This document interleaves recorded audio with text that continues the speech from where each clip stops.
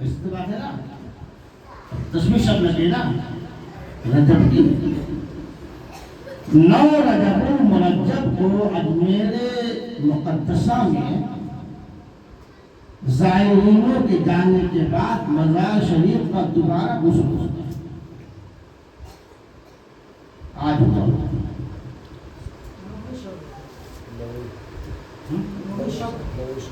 نمی شب ہے یہ. اچھا تو آج نمی شب ہے تو کل نواں دن ہے.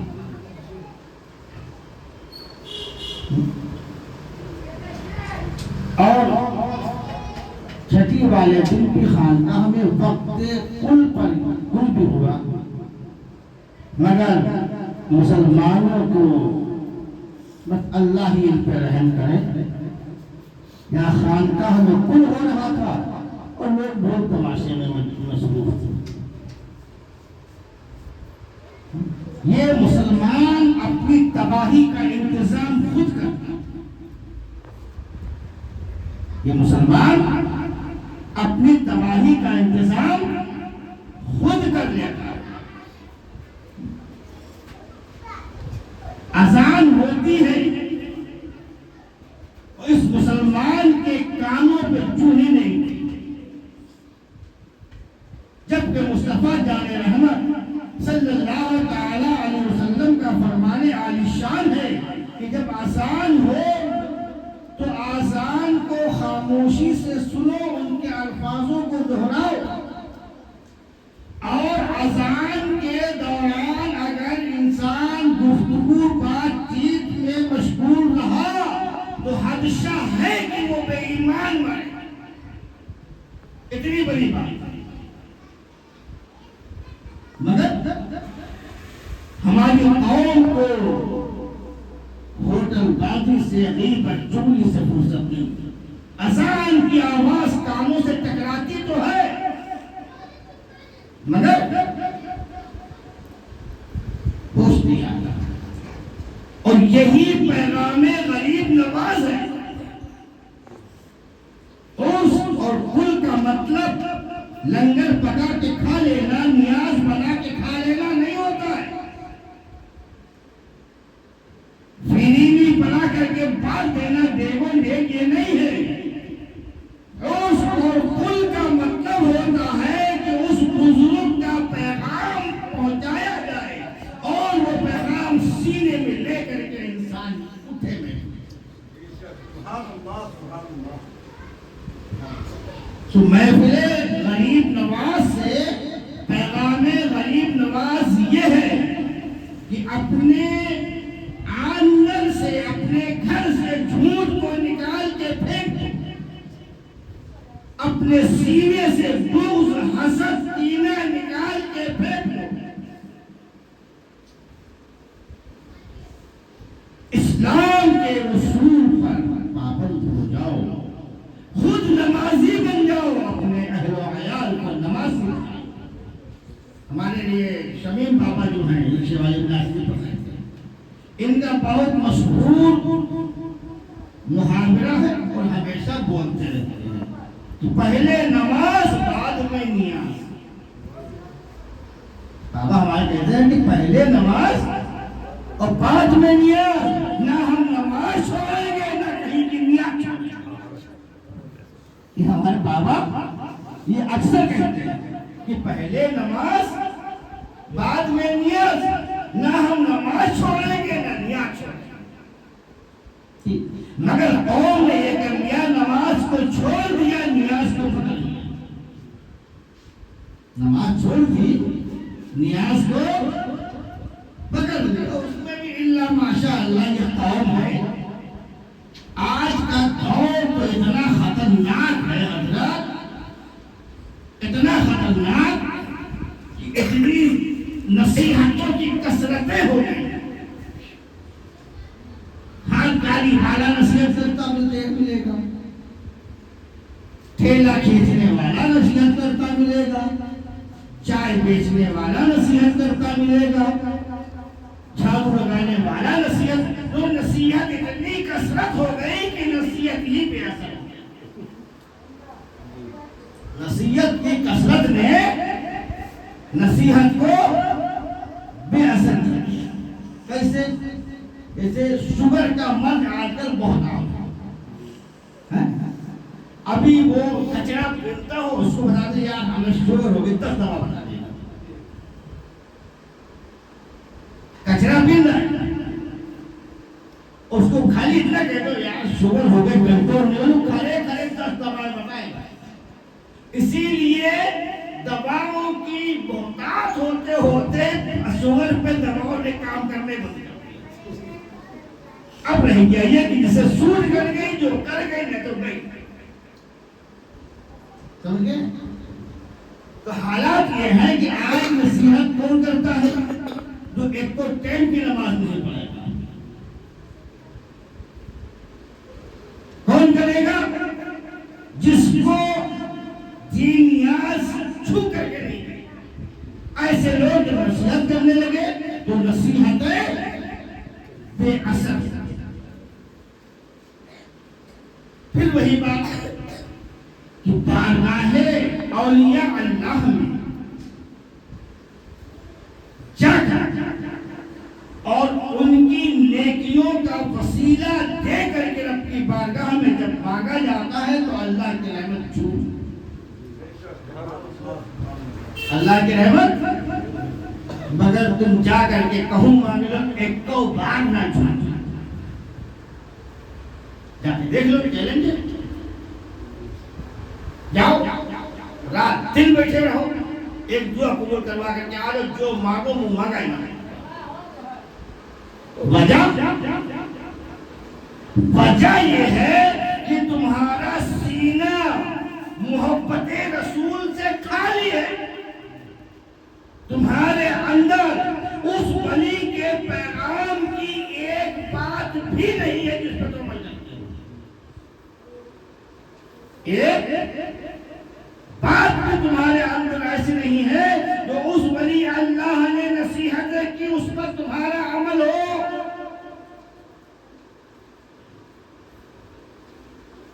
تو کہاں سے تمہاری دعائیں قبول ہونے کے لیے اس بزرگ کی بارگاہ میں کھڑے ہو؟ تمہارا رابطہ اس سے ہونا چاہیے۔ جب تمہارا رابطہ اس بزرگ سے ہوگا، اس بزرگ کا رابطہ اللہ کے رسول سے، اللہ کے رسول کا رابطہ اللہ، تب یہ بات قریب سے قریب جڑ کر کے جائے گی۔ اور جب اس طریقے کے لوگوں نے بارگاہ غریب نواز میں کھڑے ہو کر کے اور ان کے جلووں کو دیکھا تو پکار اٹھے، دیکھا تو اپنی رودات زبان پر لے آئے اور کہنے لگے،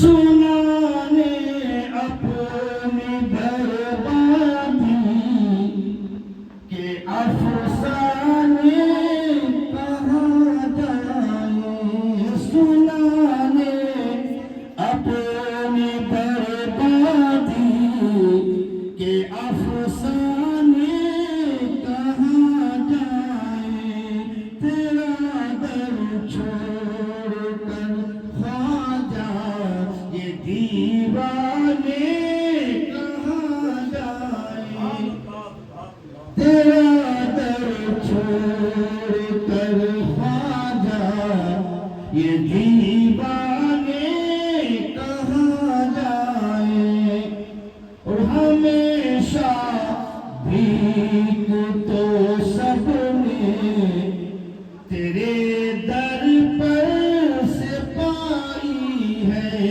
ہمیشہ بھیک تو سب نے تیرے در پر سے پائی ہے، ہم اپنا دامن امید پھیلانے کہاں جائیں، ہم اپنا دامن امید پھیلانے کہاں جائیں، تیرا در چھوڑ کر خواجہ یہ دیوانے کہاں جائیں۔ تمہارے سر ہے خواجہ تاج، تو مشکل کشائی کا تمہارے سر ہے خواجہ تاج، تو مشکل کشائی کا ہم اپنی الجھنے غیروں میں سلجھانے کہاں جائیں، ہم اپنی الجھنے غیروں میں سلجھانے کہاں جائیں، تیرا در چھوڑ کر خواجہ یہ دیوانے کہاں جائیں۔ شان غریب نواز کیا ہے کہ اسی زمین پہ تیرا آستان ہے خواجہ، اسی زمین پہ تیرا آستان ہے خواجہ، اسی لیے میرا بھارت مہان ہے خواجہ، اسی زمین پہ تیرا آستان ہے خواجہ، اسی لیے میرا بھارت مہان ہے خواجہ۔ زمانہ کہتا ہے تاریخ یہ بتاتی ہے، زمانہ کہتا ہے تاریخ یہ بتاتی ہے، بڑا مہان بڑا شکتیمان ہے خواجہ، اسی لیے میرا بھارت مہان ہے خواجہ۔ آج کی اس محفل غریب نواز کا پیغام کہ نمازوں کی پابندی،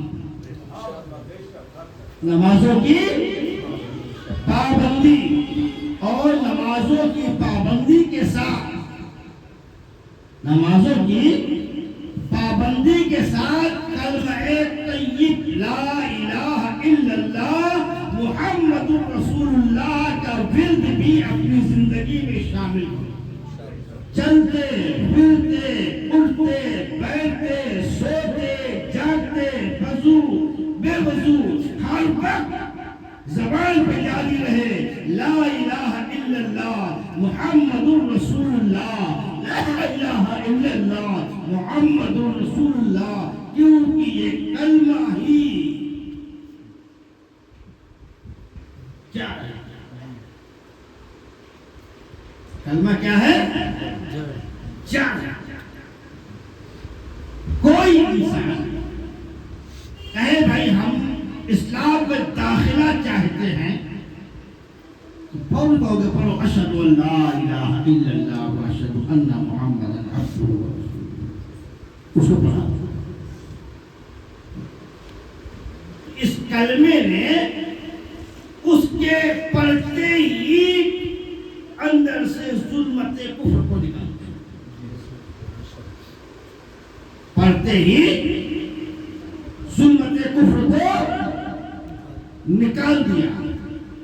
ہم جب صبح شام رات دن چلتے پھرتے اٹھتے بیٹھتے جب یہ کلمہ پڑھیں گے تو یہ کلمہ ہمارے اندر سے بغض کی ظلمت کو نکال دے گا، کینے کی ظلمت کو نکال دے گا، حسد کی ظلمت کو نکال دے گا، لالچ کی ظلمت کو نکال دے گا، اور جب یہ چیز نکلے گی تو دل کے اندر اللہ کی یاد شامل ہوگی، اور انشاءاللہ ہم نمازی بھی بنیں گے، پرہیزگار۔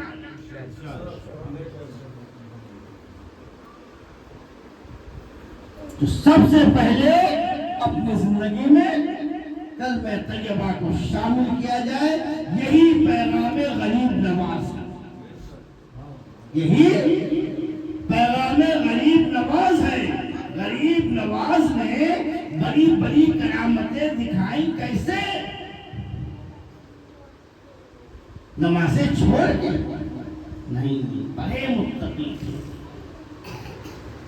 کلمہ طیبہ کا ذکر چھوڑ کے نہیں، ارے یہی تو ہے مدینے کے تاجدار فرماتے ہیں افضل الذکر کلمہ طیب،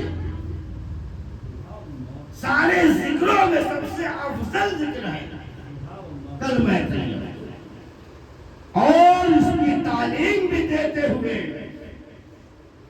پر شکن آفتاب نبوت کی دلکش کرن مولا علی مشکل کشا کرم اللہ تعالی وجہہ الکریم سے مدینے کے تاجدار نے فرمایا یا علی غمض عینک یا علی واسمع فی قلبک لا الہ الا اللہ.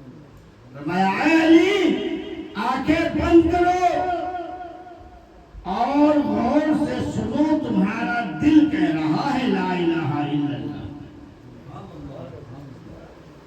دل کہہ رہا ہے لا الہ الا اللہ. اور جب اس کا دل کہنے لگے لا الہ تو اس کی کنڈیشن صوفیہ نے فرمائی ہے کہ جب دل صاف ہوتا ہے تو قلب منور ہوتا ہے جس میں کوئی بھی سود بد نہیں ہوتی. اس کے بعد جب اس میں اللہ کا نور داخل ہوتا ہے اور قلب ذاکر بلکہ ذکر کرنے لگتا ہے تو پھر وہ قلب منیب ہو جاتا ہے. قرآن میں قلب منیب کا پھر مرتبہ مقام درجات بڑھتے ہیں قلب کے تو وہ قلب شہید ہو جاتا ہے.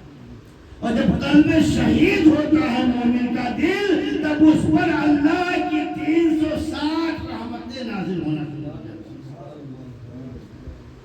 کتنی رحمتیں نازل ہوتی ہیں؟ رحمتیں 360 اور کعبہ شریف پر 120. خانہ کعبہ پہ کتنی رحمتیں نازل ہوتی ہیں روز؟ 120. اسی لیے تو مدینے کے تاجدار صلی اللہ علیہ وسلم نے فرمایا مومن کا قلب اے کعبے تجھ سے افضل. پھر فرمایا قلب المومن عرش اللہ. مومن کا قلب عرش اعظم سے تعبیر کی گئی، اس سے تشبیہ دی گئی. پتہ چلا کہ عرش کیا ہے. علی العرش استوى. اللہ تعالی اپنی شان شوکت کے حساب سے اپنی قدرت سے عرش اعظم پہ استوا فرماتا ہے، نزول اجلال فرماتا ہے. اور جب قلب مومن ذاکر ہوتا ہے رات دن اس میں اللہ کی ستائیں بلند ہوتی ہیں تو اللہ کی 360 رحمتیں اس پہ نازل ہونا شروع ہو جاتی ہیں. پتہ چلا عرش پر بھی اللہ کی تجلیہ ہے قلب مومن پہ بھی اللہ کی قلب مومن. وقت کی قلت دامن ہی ورنہ موضوع جو مفتی صاحب نے بڑا خوبصورت بنا تھا باب السلام باب السلام دار السلام. اگر اس پہ گفتگو شروع ہو جائے تو پھر رات کا ایک حصہ گزر جائے. پھر کبھی انشاءاللہ زندگی نے وفا کی تو اس بات پر ضرور گفتگو ہوگی. باب السلام باب السلام دار السلام. بس اسی کے ساتھ رب کعبہ کی بارگاہ میں ہم دعا کرتے ہیں مولا ہمیں اور آپ سبوں کو پیغام غریب نواز پر عمل کرنے کی توفیق رفیق عطا فرمائے. یہ قصہ لطیف ابھی نہ تمام ہے. جو کچھ بیان ہوا وہ آغاز بات تھا. تقریر ختم ہوئی اور سنا باقی ہے. سفینہ چاہیے اس بحر بیکرا کے لیے. ساون کی سبحانی رات تھی جب عالم میں تصور تھا چھایا. بیدار ہوا جس وقت قمر صبحوں میں کوئی یہ پڑھتا تھا. بس خام اے خام نفائے رضا نہ یہ طرز میری نہ یہ رنگ میرا. ارشاد احبہ ناطق تھا ناچار اس راہ پڑا جانا. وآخر دعوانا ان الحمدللہ رب العالمین وما علینا الا البلاغ المبین. اسلام زندہ باد. محفل نور پائندہ باد. السلام علیکم.